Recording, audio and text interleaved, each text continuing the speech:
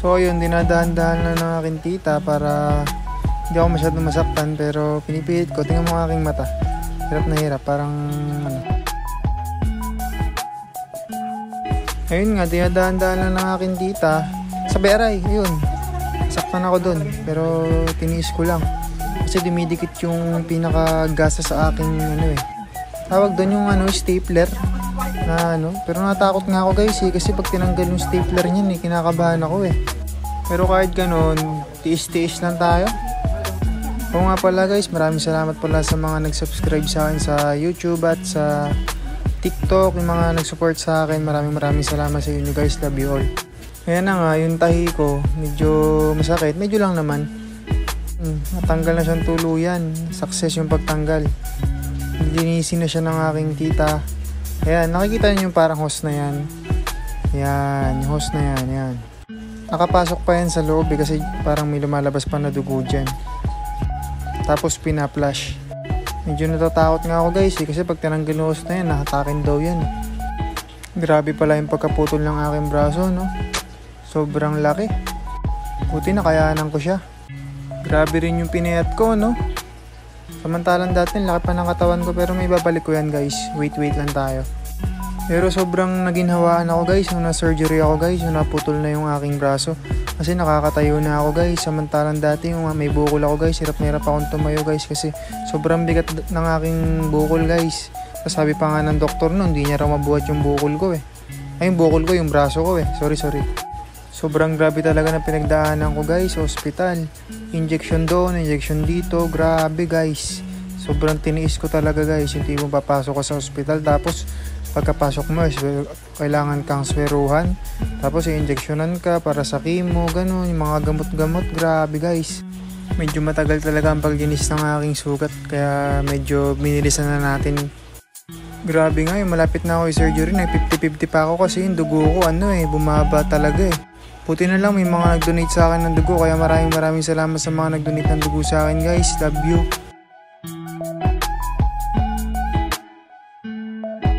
So yun guys, nilapit na para mas makita nyo talaga yung tahi ko guys. Sobrang sakit niyan guys.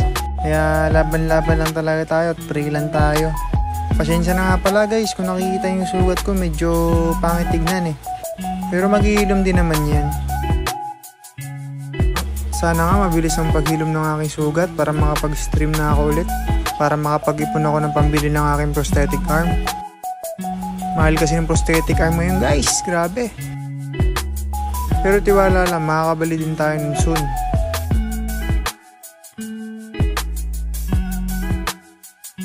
So yun, nilagyan na nga siya ng betadine guys. Talaga na yan ng gasa ulit, tatakpan na ulit siya. Kailangan talaga siya linisin para hindi magkaroon ng germs para hindi siya na-infection. Ayan, tatakpan na siya guys. Maraming salamat nga pala sa mga kaibigan ko dyan, pamilya ko na laging jajat sa akin, kinakamusta ako, at sa mga gustong bumisita sa akin dyan guys. Sorry kasi hindi ko kayo napunta pa kasi nahihiya pa ako magpakita sa inyo Pero siguro soon pag medyo magaling na at naghilom na sugat ko, pwede na tayo magkita-kita guys. Yun na nga, matatapos na guys, matatakpan na siya. Maraming salamat nga pala sa tita ko na naglinis ng aking sugat, si Tita Mary Ann.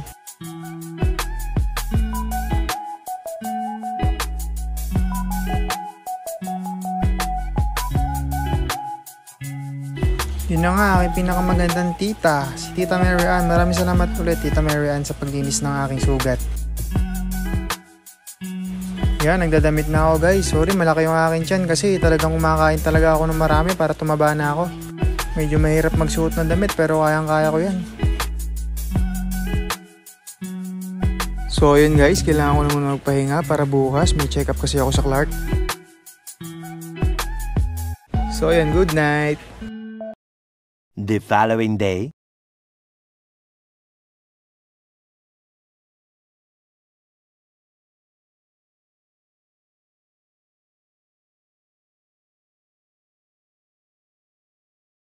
Nga guys, nagbibihis na ako kasi alis na rin kami.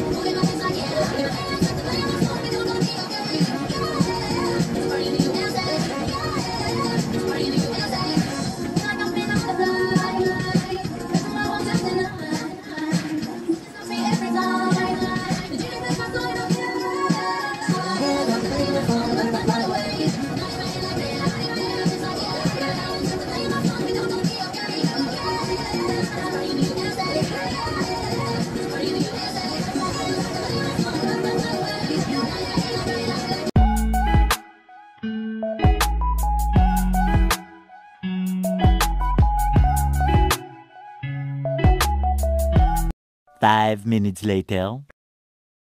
So yun nga guys, babayahin na kami papuntang Clark.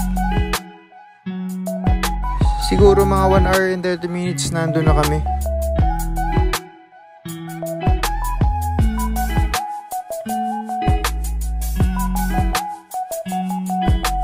So yun guys, oo nga pala, kasama ko pala yung buong pamilya ko dyan guys. Mga kapatid at aking lola.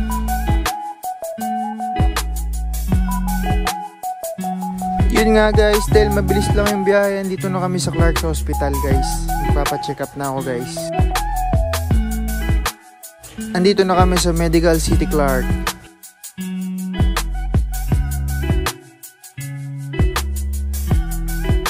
So yun nga guys, papasok na kami sa hospital. Medyo kinakabahan na ako niyan pero hindi ko lang pinapahalata.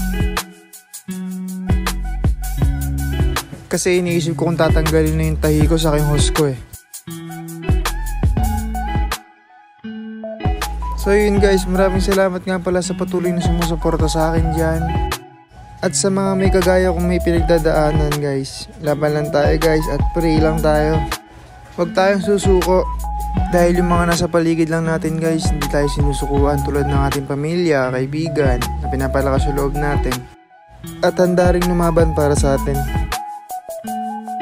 At yun guys, huwag tayong mawalan ng pag-asa. So yun guys, paakit na kami.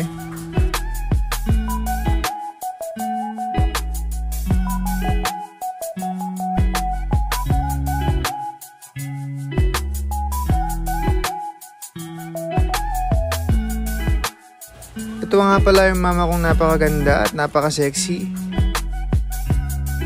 So yun nga guys, habang naghihintay pa kami, kumain muna ako dito sa sa loob lang din ng ospital.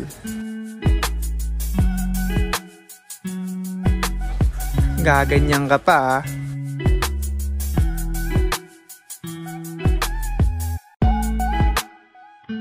Tara guys, kain.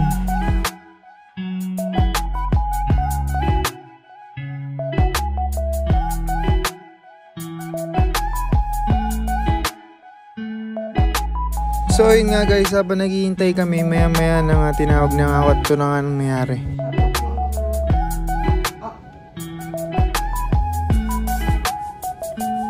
Awit!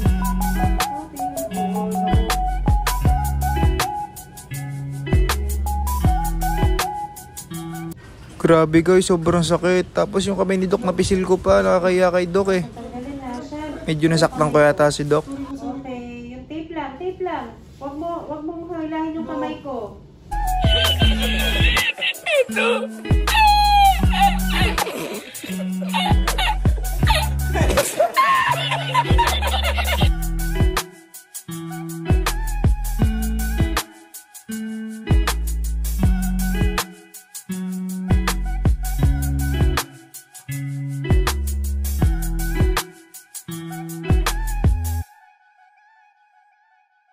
Tapos na po. Konti na lang. Sakit ka lang. Tatawa si tita, ganda mo sa'yo. Umiiyak ate. Meron din po ba ako sa leeg? Ay, salamat. Nakahingan din ako dito. Grabe yung trauma. Sobrang sakit guys. Promise. Pinikit ko na lang ang lahat. Grabe guys, napakahirap, putik. Inatak yung hostas, tinanggal yung stapler, grabe. Sobra. Kanina nga, isa-is pa ako Ayun putik, pawis ako, grabe. Napakasakit ng likod ko. Tinanggal yung stapler, tapos inatak yung hose. Galing sa loob, alam niyo yung pinakita ko sa inyo? Grabe talaga Wait nga lang guys. Grabe. Sabi ng doktor, sabi ko, masakit po ba? Alam mo, sabi ng doktor. Sabi ng doktora, masakit talaga. Hindi ko sabihin kung hindi masakit. Grabe si Doc. Tapos grabe, hinatak yung hose. Ang haba sa loob ng katawan ko, putik. Madugo-dugo guys. May mga stapler. Hinatak isa-isa. Tapos yung dumugo siya guys. Lang Sila. Yan ang family namin, no? Rami. Dahil na kami daw SM. SM ba? Grabe. Ngayon nga guys, pagkatapos, papunta na rin kami sa SM Clark. Sa wakas, ngayon lang ako ulit mga kalabas at mga kagala. Grabe, 1 year din ako hindi nakalabas ng bahay. Nakahiga lang.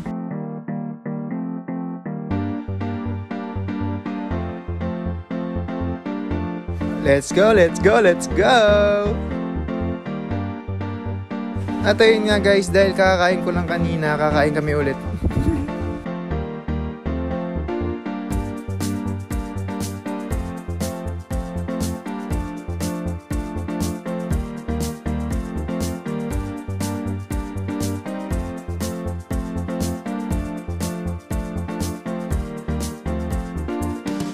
Kainan na! Sobrang lakas ko nga kumain ngayon guys. Minsan nakaka 3 rice, 2 rice ako lagi talaga. Tara, kain ulit guys. Gawa ko na yung kutsara. Oh, ba't may tinidor dito? Sino gagamit nito eh? Isa lang yung kamay ko.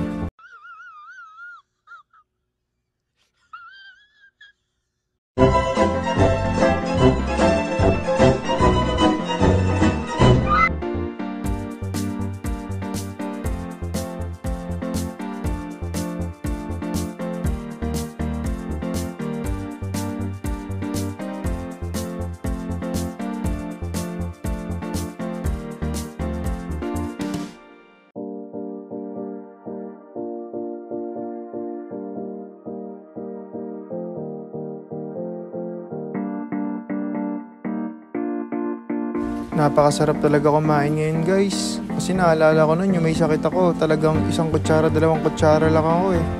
Ngayon tingnan mo naman guys. Napakalakas ko kumain. Nag-race pa ako niyan, tingnan mo. Hey! At pagkatapos nga namin guys kumain, naglaro muna kami dito sa Tokens Park. Yan.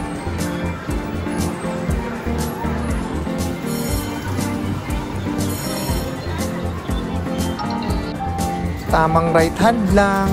Tanis. Partida, kaliwete talaga ako niyan.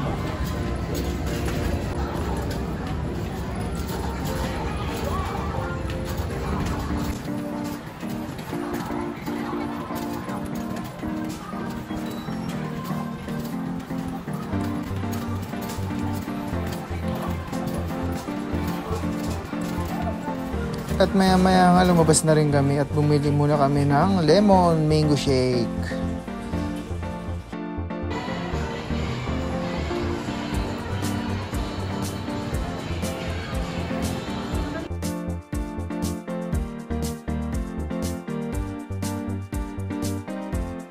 At bago kami umuwi guys, dumaan muna kami dito sa may mga aeroplano sa jet. Nagpa-picture muna sila guys.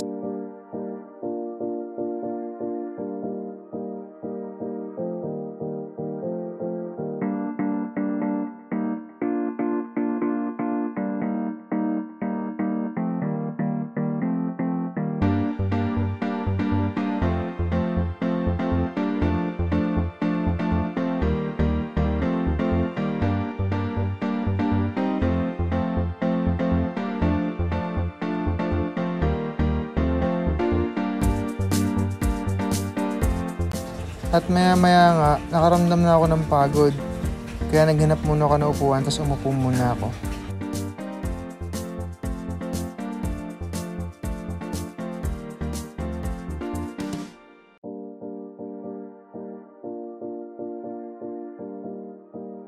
Tamang selfie lang sila ron.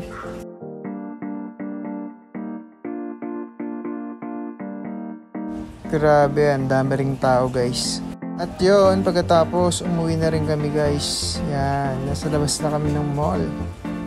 At ayun nga guys, maraming salamat po sa mga nanood ng aking vlog. And kita-kita tayo sa aking next vlog. Let's go!